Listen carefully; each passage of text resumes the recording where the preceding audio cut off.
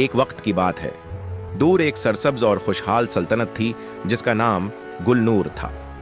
इस सल्तनत के बागात हमेशा फूलों से महकते रहते थे और वहां के लोग अमन व सुकून की जिंदगी गुजारते थे। मगर उसी सल्तनत के किनारे एक छोटे से बुसीदा घर में एक लड़की रहती थी जिसका नाम आयशा था।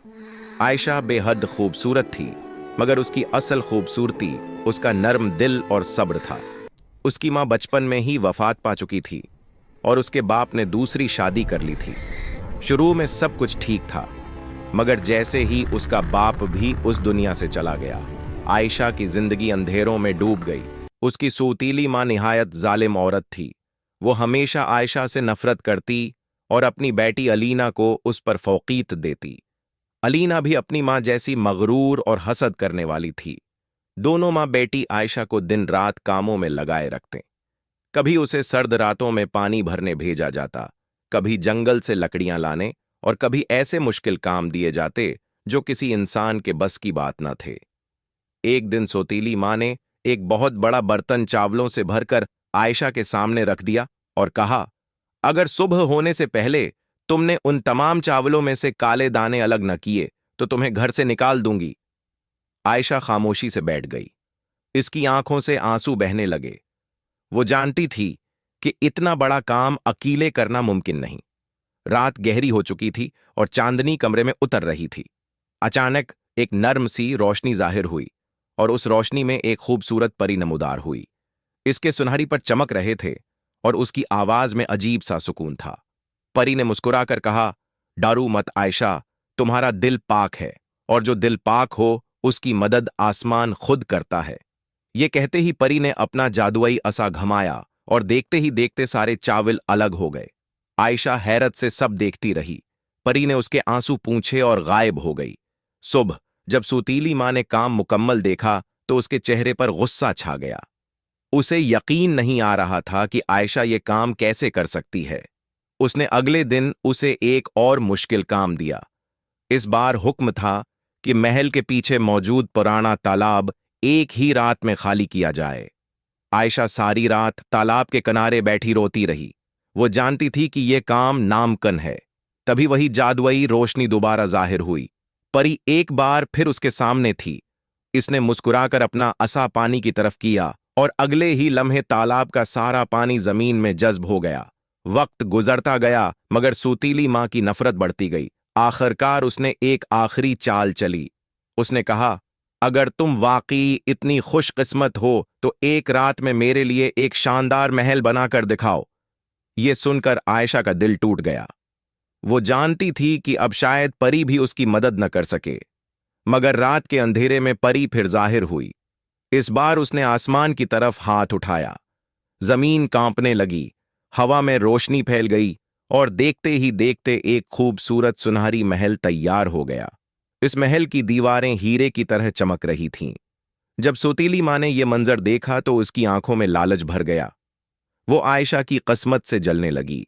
इसने खफिया तौर पर महल के नीचे एक तह खाना खदवाया ताकि आयशा को इसमें धिका देकर हमेशा के लिए खत्म कर दे। मगर किस्मत को कुछ और मंजूर था। एक रात जब वो खुद तहखाने का दरवाजा देखने गई, इसका पांव फिसल गया और वो खुद इसी गहरे अंधेरे में जा गिरी। इसकी चीखें रात की तारीकी में गुम हो गईं। अलीना खौफजदा हो गई, मगर उसके दिल में अब भी हसद बाकी था। कुछ दिन बाद सल्तनत में एक अजीम मेला लगा। शहजादा बिलाल भी वहां आया हुआ था। बिलाल बहादुर और नरम दिल शहजादा था। जब उसकी नजर पहली बार आयशा पर पड़ी तो वो उसे देखता ही रह गया। आयशा ने सादा लिबास पहना हुआ था, मगर उसके चेहरे की मासूमियत हर कीमती जीवर से ज्यादा खूबसूरत थी। मेले के दौरान दोनों की कई बार मुलाकात हुई। आहिस्ता आहिस्ता उनके दरमियान मोहब्बत पैदा होने लगी। शहजादा बिलाल ने एक रात चांदनी में आयशा से कहा, मैंने बहुत से खूबसूरत चेहरे देखे हैं, मगर तुम्हारी तरह खूबसूरत दिल कभी नहीं देखा। आयशा शर्मा गई। इसके दिल में बरसों बाद खुशी ने जन्म लिया था। दोनों ने वादा किया कि वो हमेशा एक दूसरे का साथ देंगे। मगर अलीना ये सब बर्दाश्त न कर सकी। इसके दिल में हसद की आग भड़क उठी। इसने एक खतरनाक जादूगरनी से मदद ली। जादूगरनी ने उसे एक जादुई मशरूब दिया और कहा, यह शहजादे को पिला दो, वो आयशा को हमेशा के लिए भूल जाएगा। अलीना ने मौके पाकर वो मशरूब शहजादा बिलाल को पिला दिया। अगले ही दिन बिलाल की याददाश्त बदल चुकी थी। वो आयशा को पहचान भी न सका। आयशा का दिल टूट गया। उसने बहुत कोशिश की कि शहजादे को सच याद आ जाए, मगर सब बेसूद रहा। आखिरकार वो महल छोड़कर निकल गई। उसने अपने खूबसूरत कपड़ों की जगह सादा लिबास पहन लिया और एक चरवाही बनकर दूसरे गांव में रहने लगी। रातों को वो आसमान की तरफ देखकर रोती और कहती, अगर मोहब्बत सच्ची थी तो वो मुझे कैसे भूल गया। एक रात परी दोबारा उसके सामने आई। उसने कहा, सच्ची मोहब्बत कभी खत्म नहीं होती, उसे सिर्फ जगाने की जरूरत होती है। परी ने आयशा को एक मंसूबा बताया। सल्तनत में 3 रातों का शाही जश्न होने वाला था। अगर आयशा हर रात वहां जाए और अपने दिल की सच्चाई शहजादे के सामने लाए, तो शायद उसकी यादें वापस आ जाएं। पहली रात आयशा एक चमकते हुए सफेद लिबास में महल पहुंची। जैसे ही शहजादा बिलाल ने उसे देखा, इसके दिल में अजीब सी बेचैनी पैदा हुई। इसे लगा जैसे वो इस चेहरे को जानता हो। दूसरी रात आयशा नीले लिबास में आई। इसकी आंखों में आंसू थे। इसने शहजादे के सामने वही गीत गाया जो वो दोनों कभी साथ गाते थे। बिलाल के जहन में धुंधली यादें अभरने लगीं। तीसरी रात सबसे अहम थी। आयशा सुनहरी लिबास पहनकर आई। इसके हाथ में वही चांदी की अंगूठी थी जो बिलाल ने उसे मोहब्बत की निशानी के तौर पर दी थी। जैसे ही बिलाल की नजर अंगूठी पर पड़ी, इसके जहन में सब कुछ वापस आ गया। इसे याद आ गया कि वो आयशा से कितनी मोहब्बत करता था। इसकी आंखों में आंसू आ गए। इसी वक्त अलीना की साजिश भी सबके सामने आ गई। जादूगरनी पकड़ी गई और उसने सच कबूल कर लिया। बिलाल ने सबके सामने आयशा का हाथ थाम कर कहा, यही मेरी सच्ची दुल्हन है। पूरे महल में खुशी की लहर दौड़ गई। कुछ अरसे बाद दोनों की शादी बड़ी धूमधाम से हुई। वक्त गुजरता गया और उनके यहां एक खूबसूरत बेटा पैदा हुआ।